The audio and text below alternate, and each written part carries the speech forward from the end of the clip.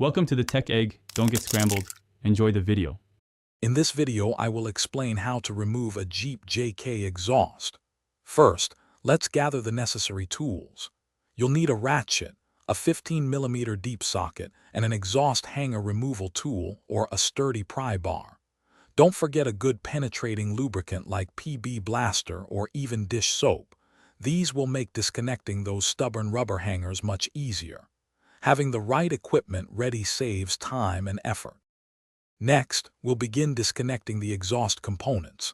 Start by locating the main exhaust clamp, typically found above the rear axle, and loosen its 15mm nut. Then, focus on the rubber exhaust hangers. These can be quite stubborn, so apply your penetrating lubricant generously.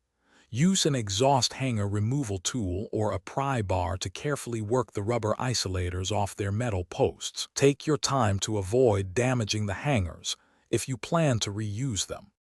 With the clamps loosened and hangers detached, it's time to remove the muffler and piping. The muffler often has a centering pin, so rock it side to side while pulling to help it release from the overaxle pipe. If it's particularly stuck, a few gentle taps with a rubber mallet or using a small 2x4 for leverage can help persuade it. Carefully maneuver the exhaust sections out from under your Jeep, paying attention to any tight clearances.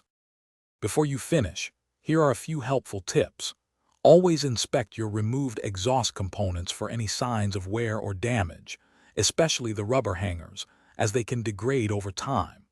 Clean any rust or debris from the mating surfaces of the remaining exhaust pipes to ensure a proper seal for your new system. When installing new clamps, consider applying anti-seize to the threads. This will make future adjustments or removals much simpler. You're now ready for your new exhaust. Thanks for watching. Consider subscribing if I helped unscramble your problems.